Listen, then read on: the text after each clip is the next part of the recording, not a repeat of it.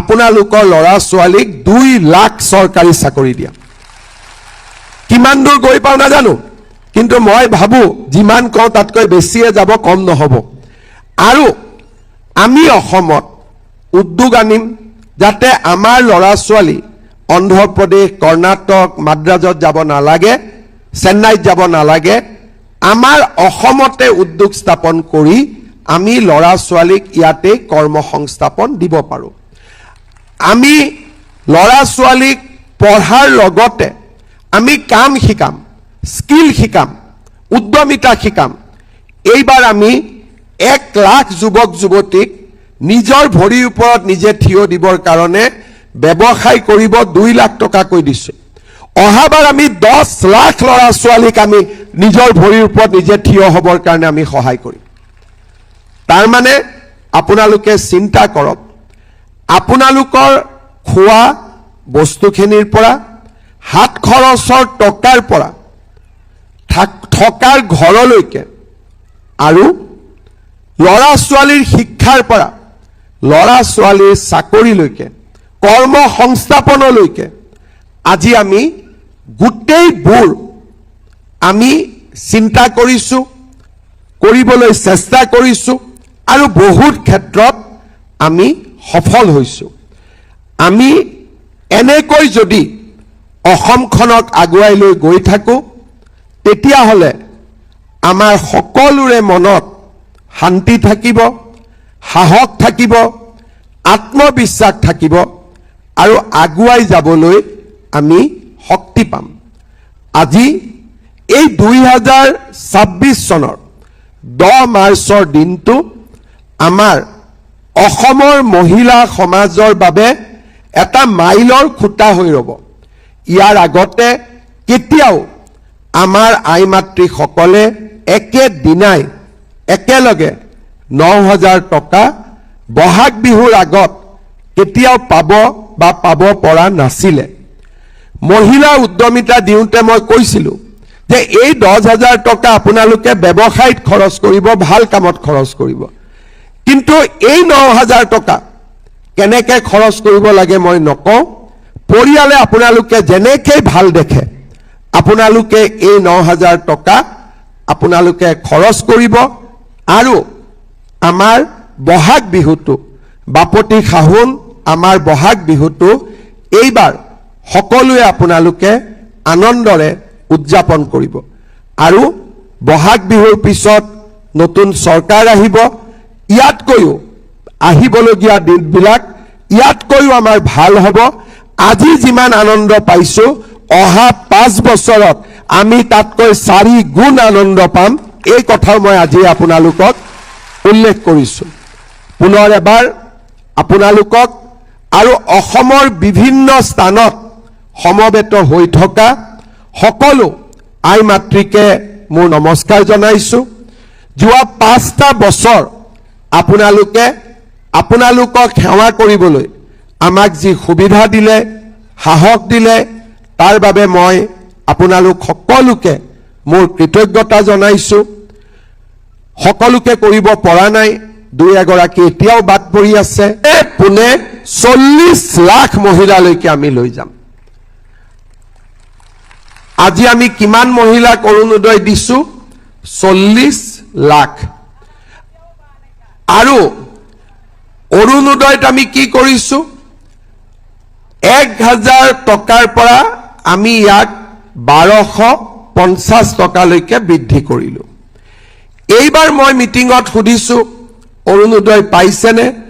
90% মহিলাই কৈছে পাইছোঁ, 10% মহিলাই কৈছে আমি অৰুণোদয় এতিয়াও পোৱা নাই।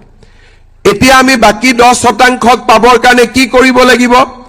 আকৌ এবাৰ অসমত আমি বিজেপি চৰকাৰক লৈ আহিব লাগিব, যাতে যিখিনি মহিলাই এইবাৰ অৰুণোদয় পোৱা নাই, অহাবাৰ তেওঁলোকে অৰুণোদয় পাব পাৰে। আজি অৰুণোদয় হিতাধিকাৰীসকলৰ কাৰণে এটা ডাঙৰ দিন। আমি অৰুণোদয় দি আছিলোঁ 1250 টকা কৰি, কিন্তু এইবাৰ আমি মনতে ভাবিলোঁ যে অৰুণোদয় পোৱা মহিলাসকলৰ বিহু উদযাপন আন বাৰতকৈ এইবাৰ অতিকে বেছি ভাল হ'ব লাগে আৰু সেই কাৰণে আমি সিদ্ধান্ত ললো যে প্ৰথমতে আপোনালোকক 8,000 টকা কৈ দিম তাৰ পিছত আমি ঠিক কৰিলো যে 8,000 নহয় আমি 9,000 টকা কৈ আপোনালোকক দিম আজিলৈকে অৰুণোদয় আঁচনিত আমি 17,000 কোটি টকা 1,000-2,000 কোটি টকা নহয় 17,000 কোটি টকা এতিয়ালৈকে আমি মুকলি কৰি দিছো আৰু আজিৰ দিনটোত আমি অলপ সময় পিছত 10 মিনিট সময় পিছত 15 মিনিট সময় পিছত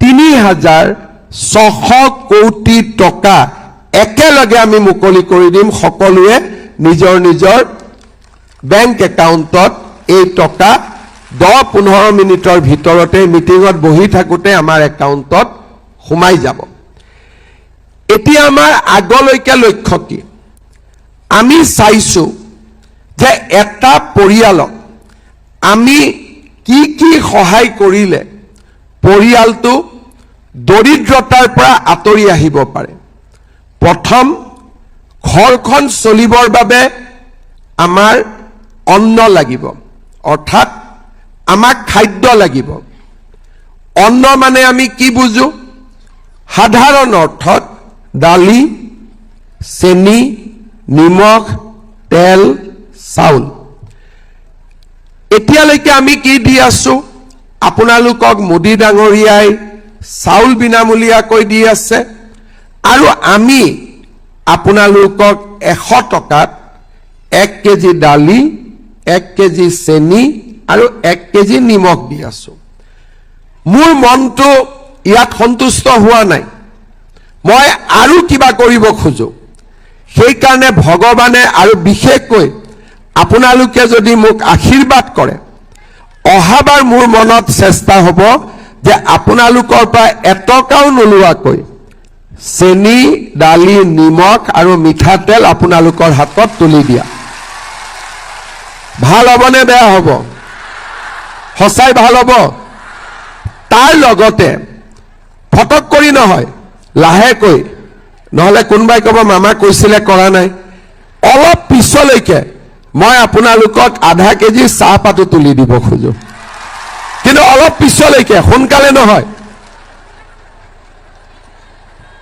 কাৰণ মই কাবাৰ ঘৰত গলে চাহ খাব লাগিব নহয় হয় নে নহয় ইয়াৰ পিছত দ্বিতীয় অন্ন হল কিন্তু ঘৰখনৰ মহিলাৰ হাতত যদি টকা থাকে অৰ্থনৈতিকভাৱে শক্তিশালী হৈ থাকে মহিলা গৰাকী যদি নিজৰ ভৰিৰ ওপৰত থিয় দিব পাৰে আমি হাজবেণ্ড সকলে তেতিয়া মহিলাসকলক সন্মান কৰো আমাৰ ওয়াইফ সকলক আমি সন্মান কৰো এতিয়া অৰুণোদয় আজি যে 9,000 টকা আপোনালোকৰ একাউণ্টত পাব একাউণ্টৰ পৰা টকা উলিয়াবৰ কাৰণে সকলো হাজবেণ্ডে মটৰচাইকেলৰ পিছত আমাৰ বাইদেউসকলক আজি উঠাব মই ঠিক কৈছো নে নাই সেই কাৰণে আমাৰ লক্ষ্য হল অহাবাৰ অৰুণোদয় নোপোৱা মহিলাসকলকো অৰুণোদয় দিয়া 10% মহিলা এতিয়া অৰুণোদয় পোৱা নাই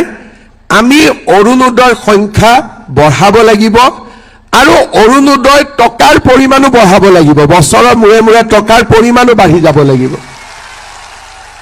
ইলেকশ্যনৰ মিটিঙত মই তাৰ বিষয়ে কম যে অহাবাৰ কিমান টকা আপোনালোকে অৰুণোদয় পাব কিন্তু আগতকৈ বেছি পাব লাগিব আমাৰ মহিলা উদ্যমিতাই এইবাৰ মই যেতিয়া আশীৰ্বাদ যাত্ৰাত গলো বহুত মহিলাই মোক নিজৰ দোকানখন দেখুৱাইছে যে মামা আপোনাৰ 10,000 দি খুলিছো এতিয়া আমি সেই 10,000 টকাক অহাবাৰ আমি 25,000 টকালৈকে লৈ যাম অন্ন হল বস্ত্ৰ হল কাৰণ টকা হাতত থাকিলে মানে আমাৰ বস্ত্ৰ হল এতিয়া আমাক লাগে আৰু এটা আমাৰ অভাৱ আছে বাসস্থান এতিয়া আমি আপোনালোকক প্ৰধানমন্ত্ৰী ডাঙৰীয়াই ভাৰতত নতুনকৈ 5 কোটি আৰু প্ৰধানমন্ত্ৰী আৱাস যোজনাৰ ঘৰ দিব মই এইবাৰ প্ৰধানমন্ত্ৰী ডাঙৰীয়াক কম যে আমাৰ অসমৰ যিসকল আয়ে এতিয়াও ঘৰ পোৱা নাই এইবাৰ দি লেঠাটো মাৰি দিয়ক, যাতে আমি ঘৰো পাব পাৰোঁ। কিন্তু ঘৰ পালোঁ, খোৱা বস্তু পালোঁ, অৰুণোদয় পালোঁ, দেউতাক মাকৰ আটাইতকৈ সম্পদ হৈছে ল'ৰা ছোৱালী। যদি চব পালোঁ কিন্তু ল'ৰা ছোৱালীয়ে যদি জীৱনত নিজৰ ভৰিৰ ওপৰত থিয় দিব নোৱাৰে, কোনো মাক বাপেকে মনত আনন্দত থাকিব নোৱাৰে। সেইকাৰণে আমাৰ আন এটা লক্ষ্য হৈছে ল'ৰা ছোৱালীৰ শিক্ষাৰ ওপৰত বিনিয়োগ কৰা। আমি নিযুত মইনা আঁচনি আনিলোঁ, বিনামূলীয়া এডমিশ্যন আনিলোঁ, আৰু বহুত মাক